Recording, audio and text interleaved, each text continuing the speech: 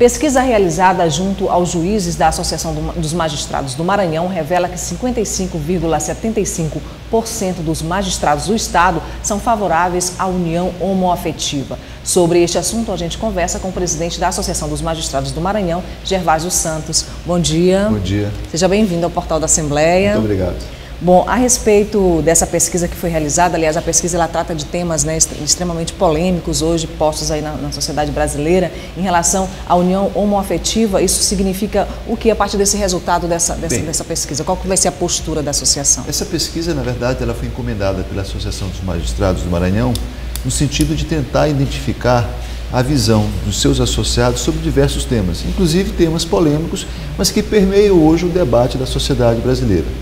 E a resposta a essa questão sobre a união homoafetiva, ela efetivamente veio ao encontro daquilo que a maioria da sociedade hoje compreende, da possibilidade de união homoafetiva entre pessoas do mesmo sexo. E isso significa, sobretudo, que a magistratura está em acordo com a sociedade, ou pelo menos ouve a sociedade.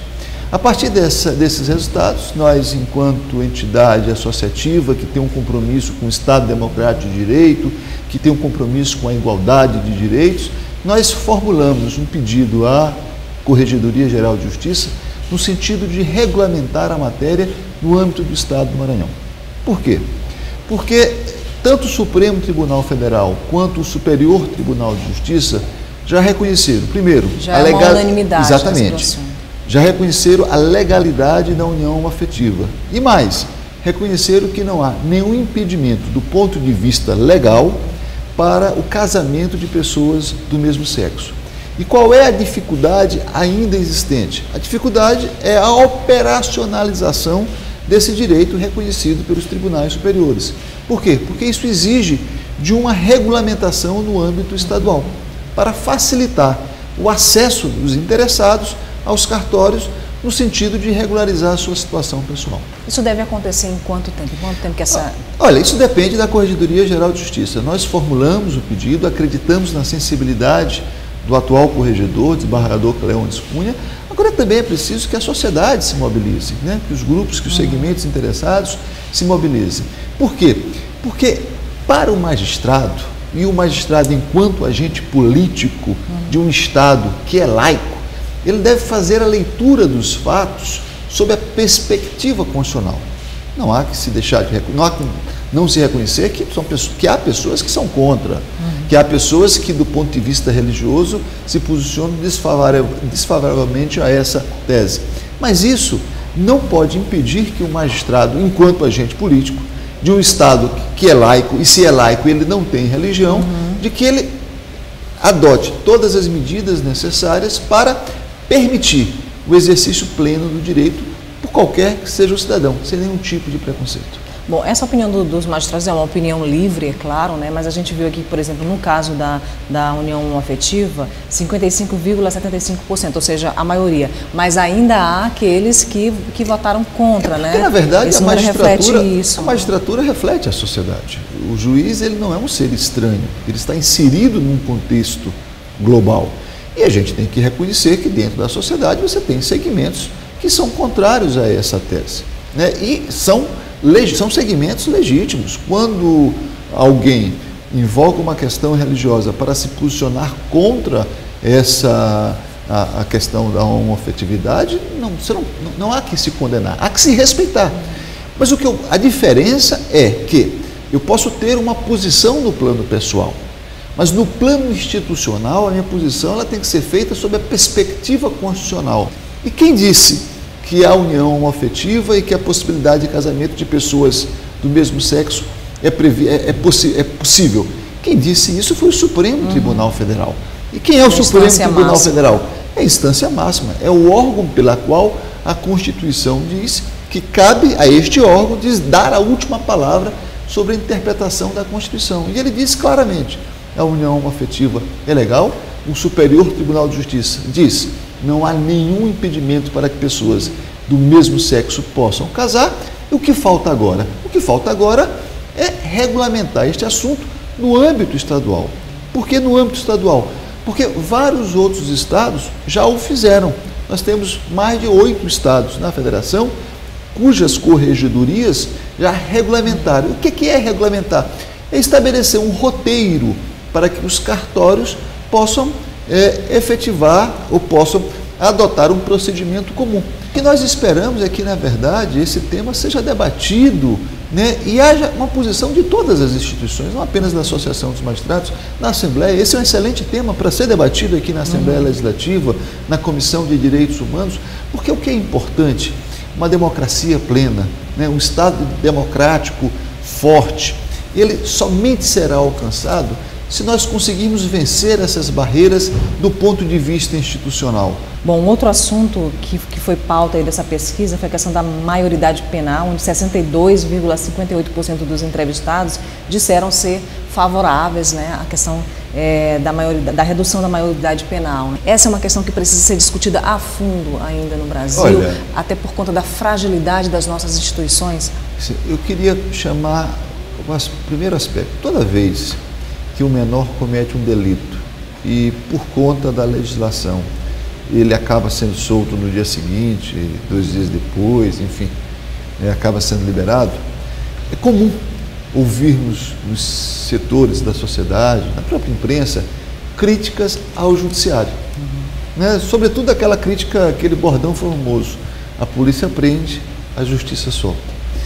E essa pesquisa, ela demonstra o seguinte: os próprios magistrados, que são os responsáveis pela aplicação da legislação, também, na sua maioria, não concordam com o conteúdo da legislação que aplicam na questão da minoridade penal. Então, é importante que a população compreenda de que, muitas vezes, o magistrado, ele tem os seus limites. E quais são os limites? É o que prevê a lei. Ele não pode aplicar aquilo que não está previsto na lei. Então, ao se posicionar 62%, é um número bem expressivo.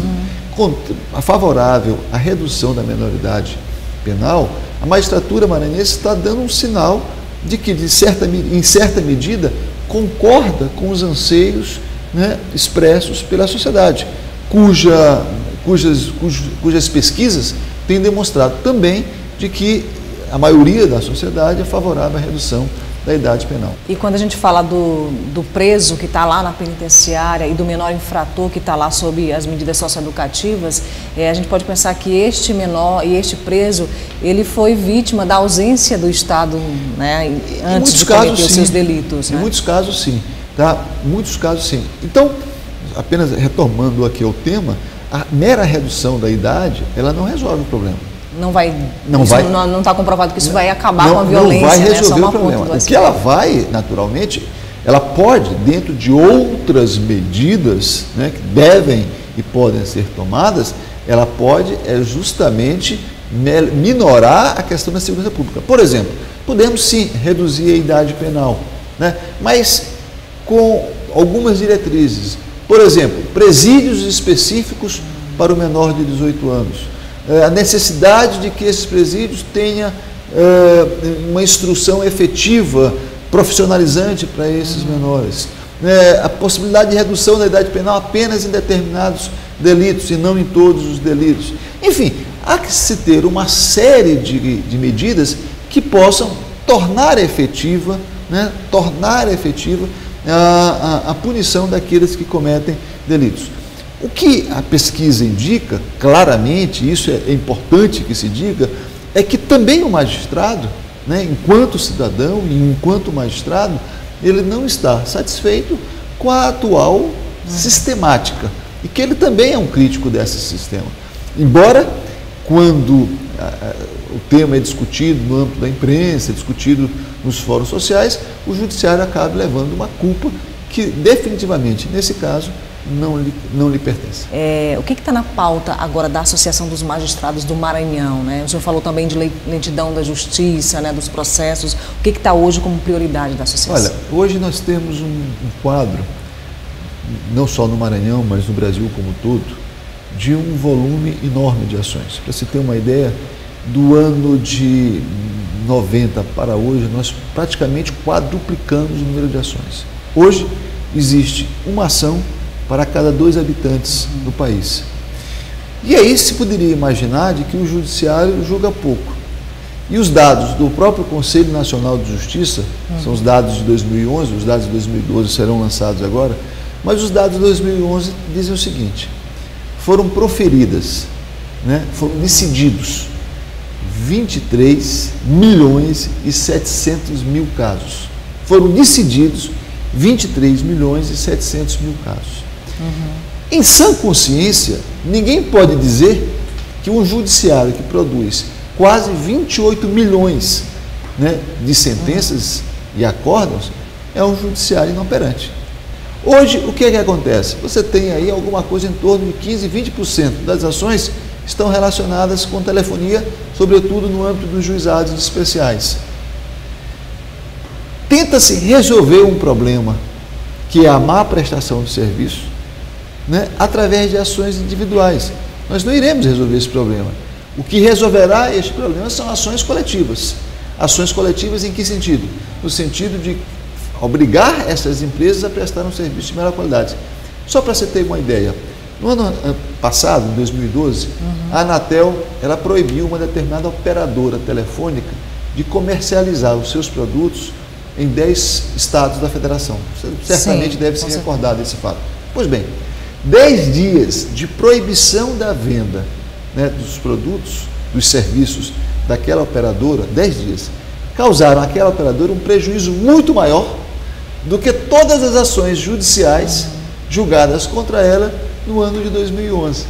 Então, demonstrando, claro, de que nós estamos atacando apenas as causas e não os efeitos do problema. E é justamente isso, ou seja, o judiciário ele não resolverá as causas do problema.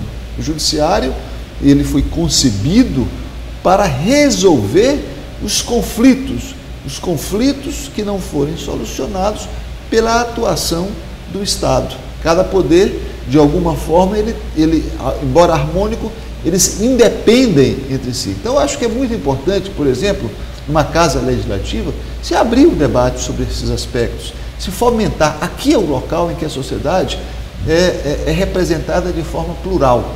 Aqui nós temos parlamentares que representam todos os segmentos da sociedade, com a sua diversidade, com a sua pluralidade, e por essa razão é um ambiente propício para que temas como esse, temas sobre a independência dos poderes, temas relacionados à própria atuação do judiciário, a atuação do executivo, as agências reguladoras, possam ser discutidos.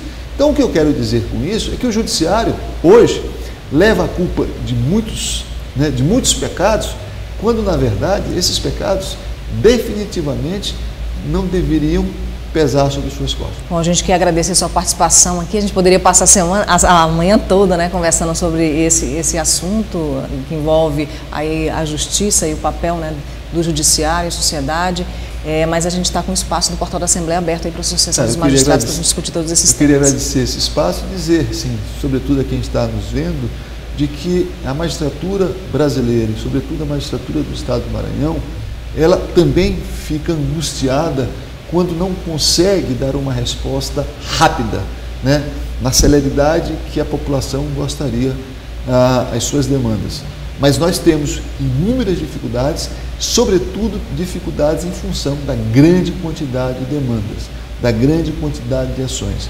E, naturalmente, os nossos recursos são limitados. Nós não temos condições de criar todos os dias novas varas, novas comarcas. Então, por essa razão, o serviço final do magistrado acaba sendo prejudicado. Mas eu posso garantir a todos de que a magistratura maranhense, sobretudo, ela tem se empenhado ao máximo para cumprir o papel que lhe é reservado pela Constituição Federal, sobretudo no sentido de prestar um serviço eficiente, eficaz e célere. Presidente, muito obrigada pela sua entrevista. Eu agradeço.